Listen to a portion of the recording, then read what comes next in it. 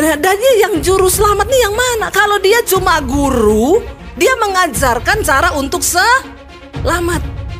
Tapi kalau dia juru selamat, dia turun sendiri untuk menyelamatkan. Itu bedanya. Banyak nabi, banyak guru yang mengaku akan mengajari saudara dan saya umat manusia untuk membawa kepada jalan kebenaran, sorga. Tapi cuma Yesus yang turun dari sorga, yang bisa kasih tahu jalan ke sorga.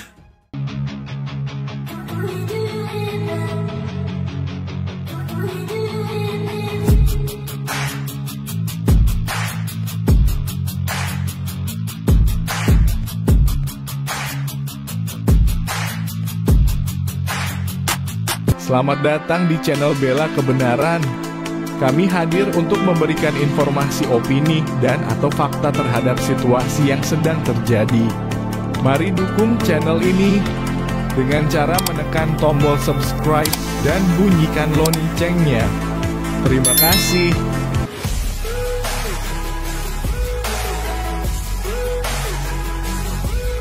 Bapak Ibu, Shalom. Apa kabarnya hari ini? Luar biasa. Tema firman Tuhan adalah Yesus Kristus itu juru selamat dan Tuhan. Salah satu yang sangat dibutuhkan bagi manusia di dunia ini adalah juru selamat, saudara. Sebab kita tahu dari awal manusia itu telah jatuh ke dalam dosa dan kehilangan kemuliaan Allah. Dan akhirnya kita terpisah dari Tuhan.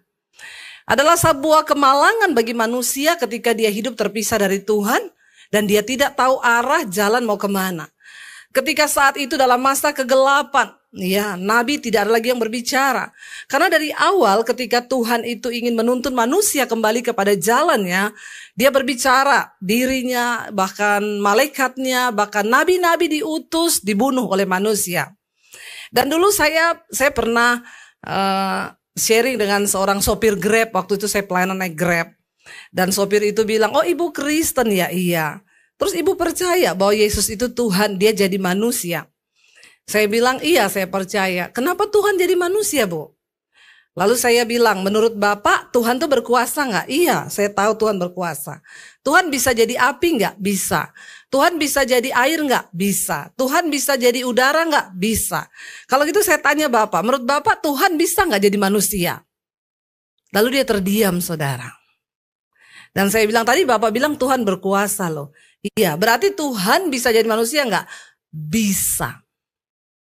Dan dia membantah ucapan mulut yang pertama.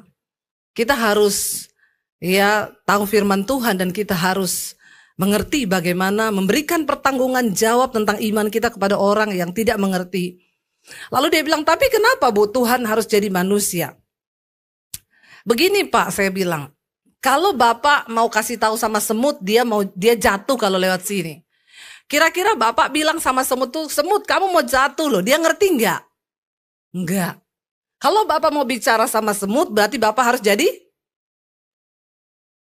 Tuhan dalam keilahiannya, dalam keperkasaannya, tidak dapat diselami oleh akal logika manusia yang begitu kecil dan terbatas. Mikirin jatuh tempo aja udah penuh otak kita. Ya Pak ya? Mikirin utang aja udah gak bisa mikir kita. Apalagi mencoba memahami Tuhan yang begitu luar biasa dengan otak logika manusia. Gak bisa saudara. Jadi Tuhan harus turun sendiri dalam rupa manusia untuk menunjukkan jalan kebenaran itu. Untuk kasih tahu kepada manusia supaya mereka itu tidak celaka. Lalu dia tanya, kalau begitu Bu, kenapa Yesus mati? Dia kan Tuhan. Saya bilang, saya juga sama kayak Bapak dulu pemikiran saya. Orang Kristen tuh bodoh percaya Tuhan yang mati. Tapi Bapak tahu dalam sejarah manusia ketika Tuhan menurunkan hukum Taurat. Di dalam hukum Taurat dikatakan mata ganti mata, gigi ganti gigi, nyawa ganti nyawa. Tidak ada satu pun penebusan yang bisa menyelamatkan manusia selain dengan nyawa, darah.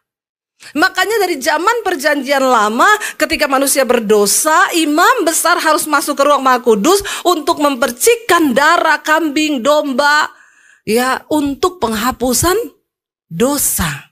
Agar nyawa kita ini terbebas dari maut. Tapi karena manusia sudah terlalu berdosa dan tidak ada lagi darah kambing domba yang bisa menutupi dosa itu. Akhirnya Tuhan sendiri yang berinisiatif untuk menebus manusia. Karena dia tidak bisa menarik firman-Nya. Bahwa nyawa harus ditukar dengan nyawa. Makanya Yesus dikatakan anak domba Allah yang dikorbankan bagi manusia.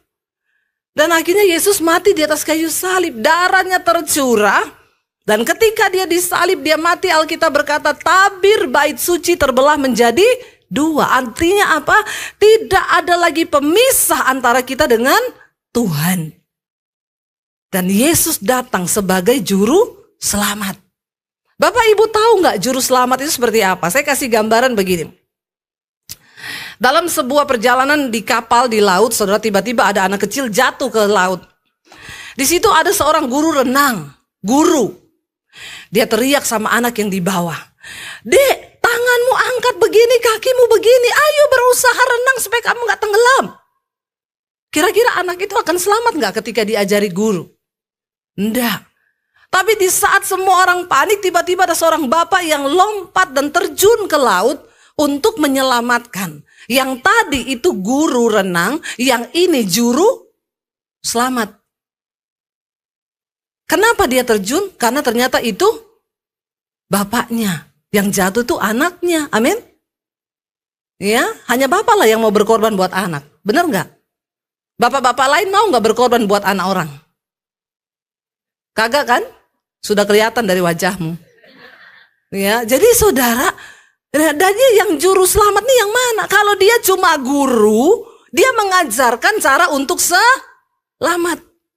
Tapi kalau dia juru selamat, dia turun sendiri untuk menyelamatkan. Itu bedanya. Banyak nabi, banyak guru yang mengaku akan mengajari saudara dan saya umat manusia untuk membawa kepada jalan kebenaran, sorga.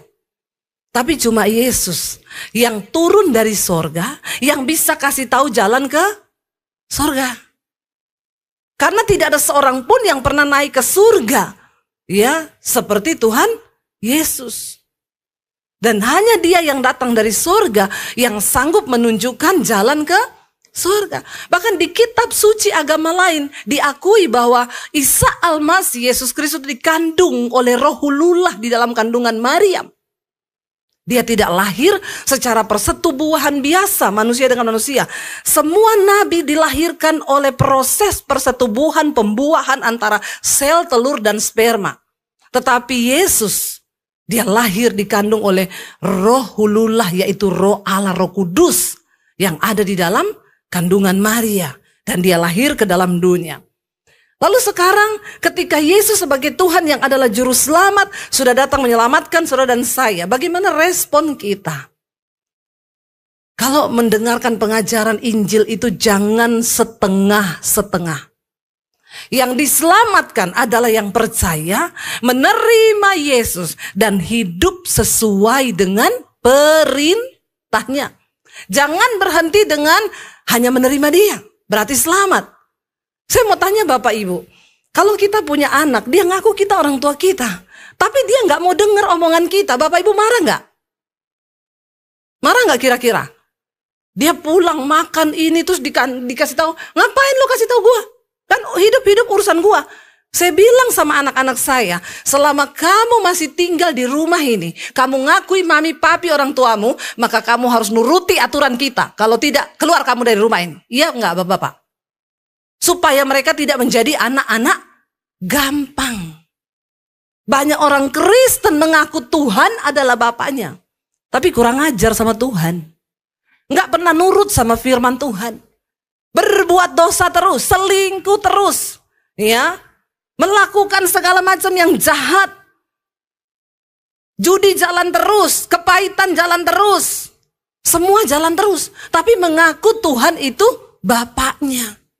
Maaf, makanya Yesus berkata, di akhir zaman nanti, satu saat ketika Yesus datang kali yang kedua, banyak orang akan berkata, Tuhan, Tuhan, bukankah kami bernubuat demi namamu, melakukan mujizat demi namamu? Tuhan bilang, disitulah aku akan berterus terang kepadamu. Bukan yang berseru padaku Tuhan, Tuhan yang akan masuk dalam kerajaan Allah. Tapi mereka yang melakukan kehendak Bapa. Nggak cukup jadi Kristen. Nggak cukup hanya berkata Yesus juru selamat. Tapi kita perlu menerima Dia dengan hati dan hidup sungguh-sungguh mengikuti semua perintah dan ajarannya, saudara. Karena tidak mudah loh. Mati bagi orang berdosa itu tidak gampang, saudara. Coba kita lihat bersama Roma pasal yang ke-5, saudara. Roma pasal 5 mulai ayat yang ke-5 sampai ayat yang ke-11. Roma 5 ayat yang ke-5 kita baca bersama. Kalau kita ini ikut Yesus, menaruh harap kita pada Yesus, menerima Dia sebagai Tuhan dan Juru Selamat, maka kita terima pengharapan. Ya, dan pengharapan dalam Kristus itu seperti apa? Baca bersama. Dan pengharapan tidak mengecewakan, karena kasih Allah telah dicurahkan dalam hati kita oleh Roh Kudus yang telah dikaruniakan kepada kita. Yesus memberi pengharapan kepada kita yang tidak pernah mengecewakan. Beda dengan manusia, karena manusia itu suka PHP. Apa itu PHP? Pemberi harapan palsu. Lihat kanan kirimu, ada nggak yang PHP? Iya, kadang suami bisa PHP istri loh. Ya. Contohnya bagaimana? Suami bilang, nanti bulan Desember kamu terima gaji 13. Ternyata giliran Desember gajinya cuma sampai 11. Jangankan 12, 11 tok. Ditanya istrinya, mana gaji 13? Yang 12 aja buat bayar cicilan. Ini PHP. Ibu-ibu sering nggak di PHP suami? Enggak ya? Haleluya, ibu-ibu di sini memang semua memang sudah luar biasa, Pak. Ini memang benar-benar victorious family. Ya, sudah family yang berkemenangan. Nanti pulang urusan sendiri-sendiri di rumah. Kalau di sini banyak pencitraan. Ya, sering kali bahkan orang tua bisa PHP anak. Anak juga bisa PHP orang tua. Makanya Alkitab bilang jangan menaruh harap pada manusia karena kau pasti kecewa. Ya, yang wanita-wanita di sini jangan terlalu percaya sama cowok hidung belang di sana yang memberikan janji-janji palsu. Ya, yang kita butuhkan sekarang bukan janji, tapi bukti. Ya, bukan janji. Tetapi Yesus dikatakan memberi sebuah pengharapan dan pengharapan itu tidak mengecewakan. Walaupun hari ini engkau belum lihat. Saya ikut Tuhan tuh lama loh, saudara, dari tahun 95 loh. Hidup saya susah terus. Susah terus. Saya sering kali bertanya, Tuhan, di mana janji-janji yang Engkau berikan sama saya dulu? Tapi di tengah kesusahan kami, kesulitan kami, nggak punya uang, mau beli susu anak nggak ada uang, saya nggak pernah pinjem sama orang. Saya nggak pernah pinjem sama mertua. Saya nggak pernah telepon orang tua saya buat susu anak, nggak ada duit. Tidak pernah. Saya cuma berharap, Tuhan, janjimu itu ya dan amin. Dan waktu imanmu teruji, maka engkau akan melihat Tuhan menyatakan semua pengharapan itu menjadi bukti dalam hidupmu. Amin. Karena namanya pengharapan belum dilihat. Tapi tetaplah berharap. Karena engkau tahu kepada siapa engkau berharap. Bukan pada manusia, bukan pada mertua, tapi kepada Tuhan. Makanya saya mau bilang sama anak-anak muda di sini, jangan pernah kau taruh harapanmu kepada siapapun, termasuk kepada orang tua. Taruh harapanmu pada Tuhan. Dunia terus berubah loh, dengar baik-baik. Dunia ini sedang tidak baik-baik saja. Semakin tua Alkitab bilang, akan datang masa yang sukar. Makanya saudara, mau seperti apapun dunia berubah, tetap taruh pengharapanmu kepada Tuhan. Karena Alkitab berkata, diberkatilah orang yang mengandalkan Tuhan. Ya, seringkali orang muda bertanya sama saya, Bu, ke depan nih bagaimana ya? Kita ini rasanya anak muda mau kerja mau apa? Saya selalu bilang, bahkan sama anak-anak saya bilang, yang penting satu hal, kamu harus menghormati Tuhan. Hidup hormati Tuhan dan taruh harapanmu kepada Tuhan, sebab Dia dapat melakukan segala yang di luar batas kemampuan kita. Kau boleh cari ilmu sampai tinggi anak-anak muda.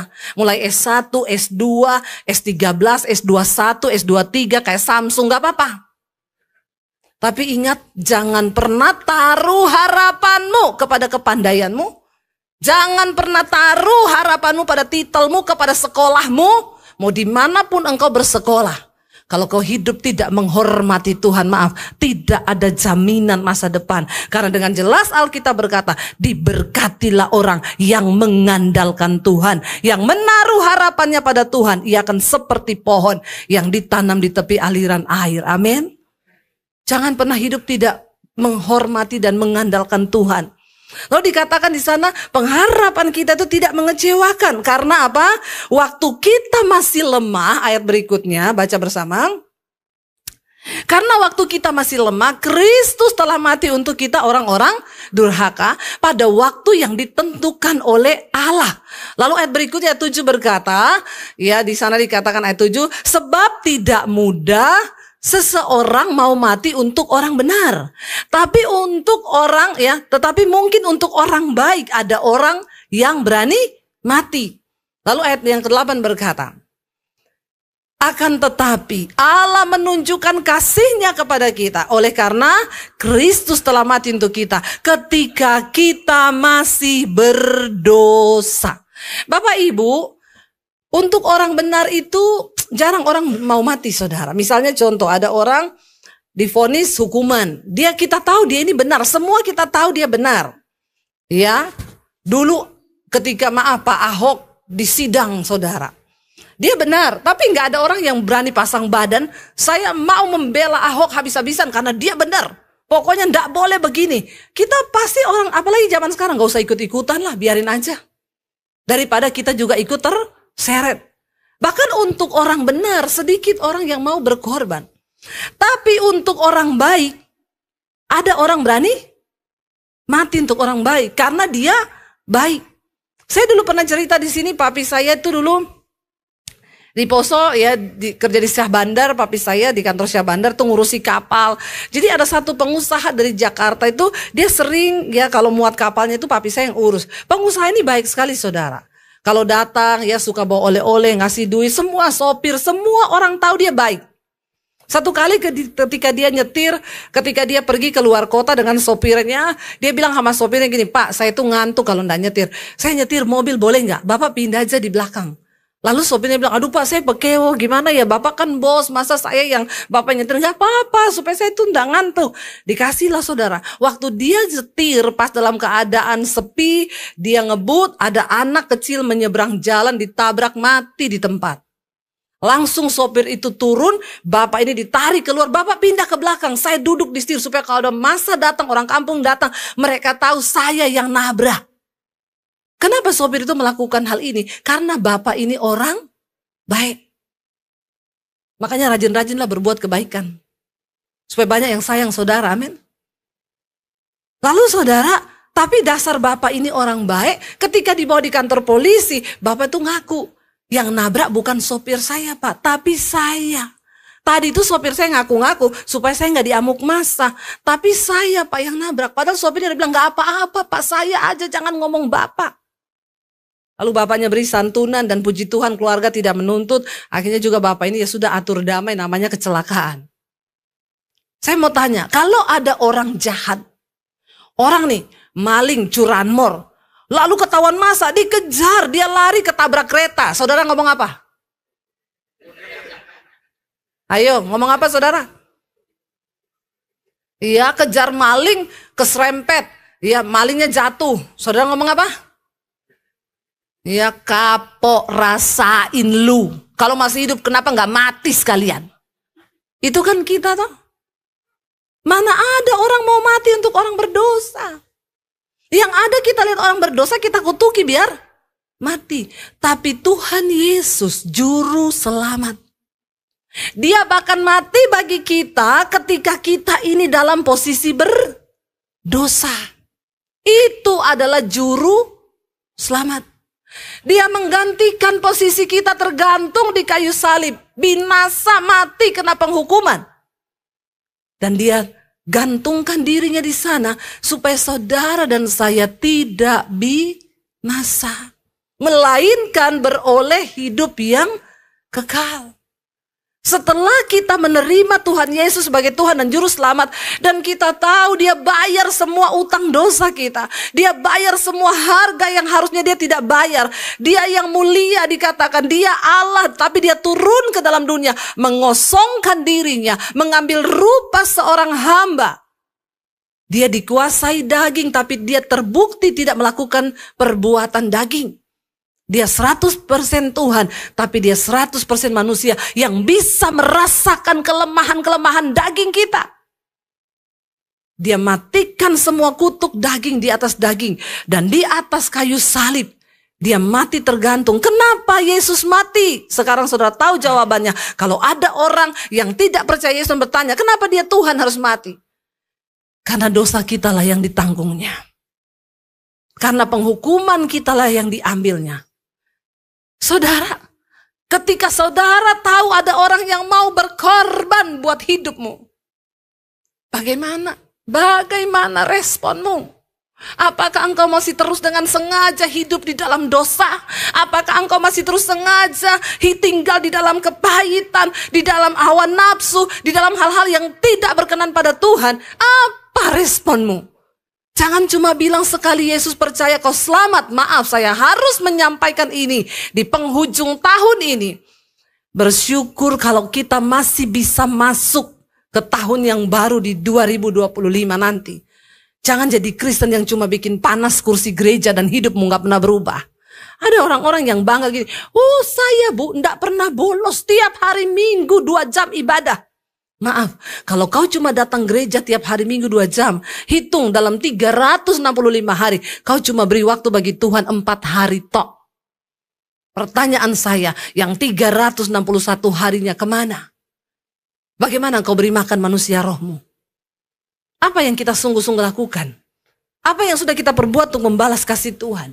Apakah hidup kita gak pernah berubah? Kita cuma dengar firman masuk telinga kanan, keluar telinga kiri. Jangan bilang saya tidak mengingatkan saudara.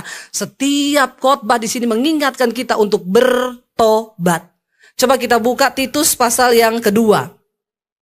Ayat yang ke-11 sampai ayat yang ke-15. Titus 2 ayat 11 sampai ayat yang ke-15. Setelah kita diselamatkan, apa yang harus kita lakukan? Mari kita baca bersama. Karena kasih karunia Allah yang menyelamatkan semua manusia sudah nyata. Lalu untuk apa kita ini menerima keselamatan itu? Baca ayat yang berikutnya. Ia mendidik kita supaya kita meninggalkan kefasikan dan keinginan-keinginan duniawi, dan supaya kita hidup bijaksana, adil, dan beribadah di dalam dunia sekarang ini. Jangan tinggalkan ibadahmu. Tetaplah beribadah di akhir zaman nih. Apa itu ibadah? Ibadah bukan hanya duduk di gereja setiap hari Minggu. Ini juga ibadah. Tapi Roma 12 berkata, ibadah yang sejati itu adalah apa? Persembahkanlah tubuhmu sebagai persembahan yang hidup, yang berkenan kepada Allah, yang kudus. Itu adalah ibadah yang sejati. Tinggalkan keinginan-keinginan duniawi. Udah mau kiamat, saudara, masih banyak orang dugem. Saya tuh kalau sama suami saya lewat di Pik 2 sana itu kan banyak tempat dugem ya. Suami saya bilang, tuh orang masuk ke dugem. Dan saya lihat model-modelnya itu orang Kristen. Banyak orang Kristen dugem loh. Atau ada di sini, tolong angkat tangan. Bersaksi ke sini, apa yang kau dapat di dugem itu?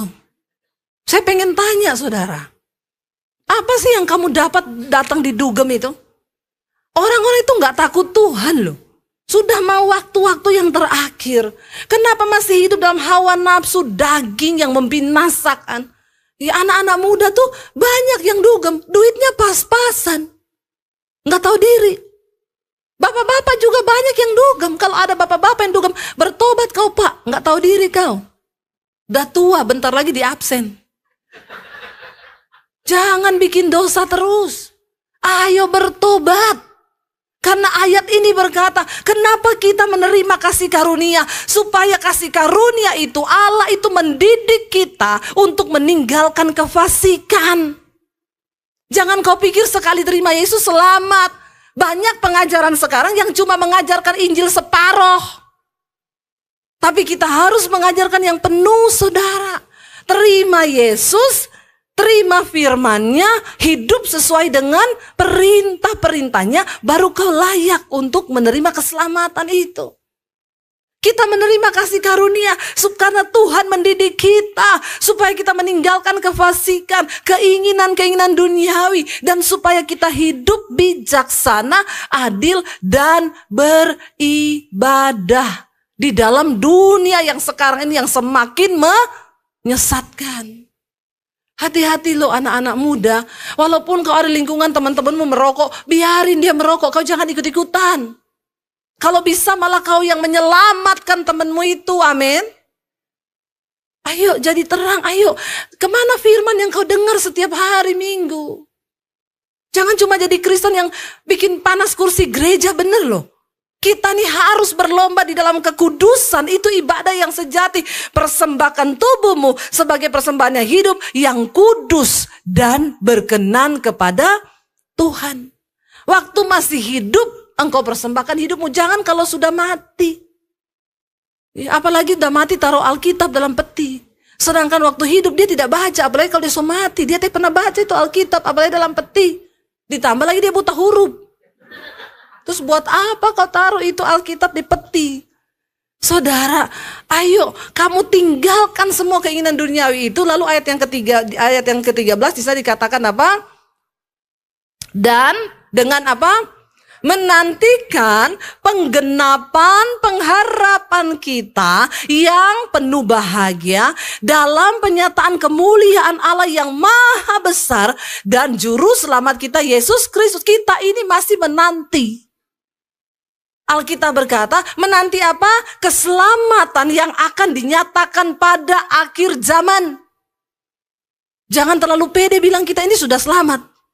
Karena akan ada pengadilan Kristus di akhir zaman. Yesus sudah datang sebagai juru selamat di awal. Tapi kita bisa membuang keselamatan itu karena kita tidak meresponi Tuhan. Kita lebih memilih untuk hidup dalam dosa. Kita lebih memilih untuk hidup dalam keinginan-keinginan daging kita. Dengan cara itu engkau membuang kasih karunia Tuhan itu. Dan Yesus berkata, keselamatan kita baru akan dinyatakan pada zaman akhir. Ketika kita semua berdiri di hadapan tahta pengadilan Kristus. Dan di sana Tuhan akan berkata, enyahlah kau daripadaku pembuat kejahatan. Ini orang-orang yang ngaku-ngaku melakukan mujizat demi nama Yesus, bernubuat demi nama Yesus.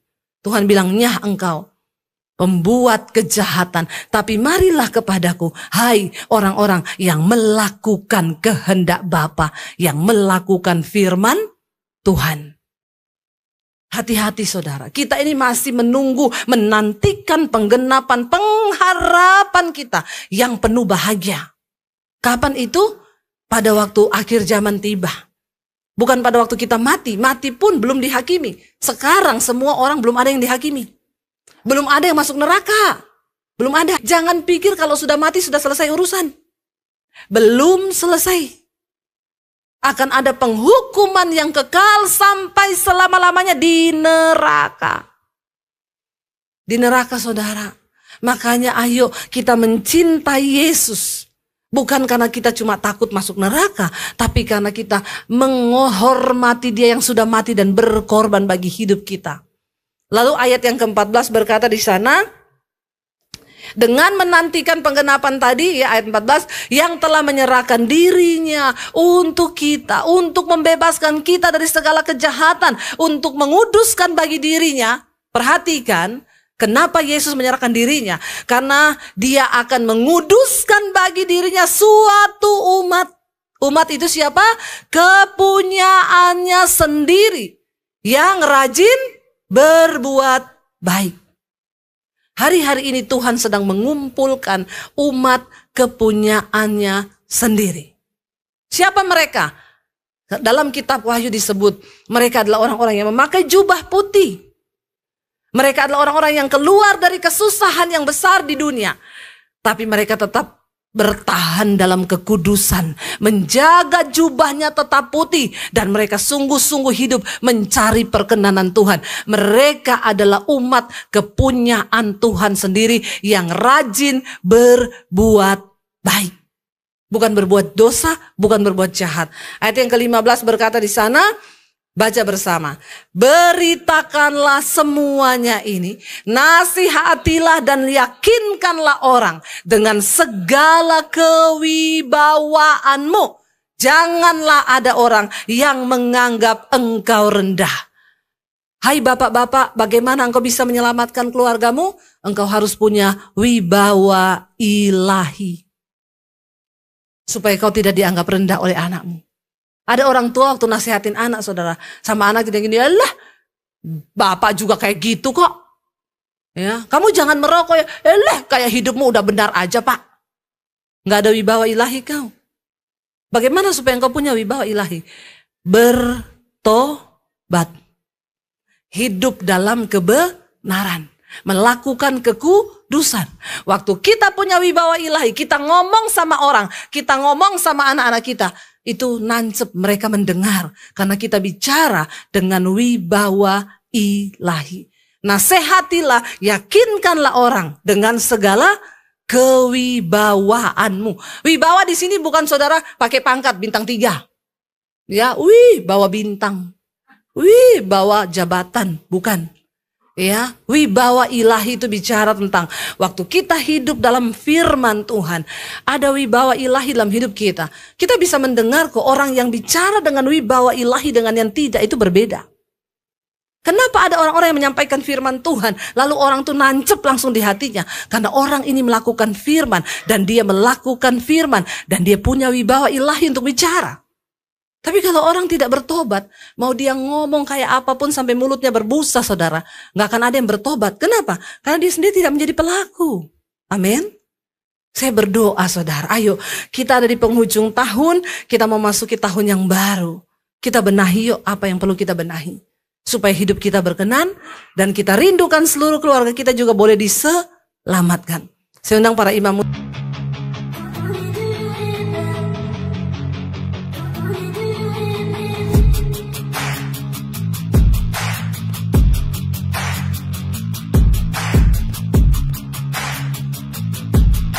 Terima kasih sahabat sudah menyaksikan tayangan kami hari ini. Tuhanlah yang membalas dan memberkati kita semua. Apabila sahabat diberkati, marilah kita dengan murah hati untuk share video ini kepada teman-teman kita yang lain, kepada grup-grup keluarga dan sebagainya. Dan jangan lupa meninggalkan komentar di bawah video ini, serta menekan tombol subscribe video kami, sehingga sahabat tidak ketinggalan video-video terbaru dari kami. Terima kasih. Tuhan Yesus memberkati kita semua. Dan dengarkanlah firman Tuhan singkat ini. Mintalah maka akan diberikan kepadamu.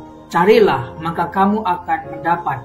Ketuklah maka pintu akan dibukakan bagimu. Kita harus melakukan sesuatu sampai sesuatu itu akan terwujud atas hidup kita. Minta, cari, dan ketuklah, maka Tuhan pasti membukakan pintu.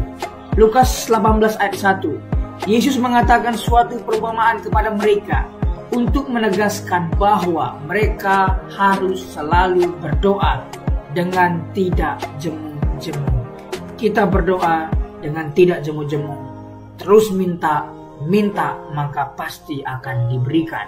Tuhan Yesus berkata, "Karena itu aku berkata kepadamu, apa saja yang engkau inginkan ketika engkau berdoa, percayalah bahwa engkau telah menerimanya dan engkau akan memilikinya." Amini ayat firman Tuhan ini, bahwa Tuhan pasti memberikan segala sesuatu yang kita butuhkan. Semoga Allah, sumber pengharapan, memenuhi kamu dengan segala sukacita dan damai sejahtera dalam iman kamu, supaya oleh kekuatan Roh Kudus kamu berlimpah-limpah dalam pengharapan. Terima kasih. Apabila sahabat ada komentar dan pendapat yang lain terhadap video hari ini, boleh tuliskan komentarnya, pendapatnya di kolom komentar di bawah video ini, sehingga kita boleh diskusi di sana.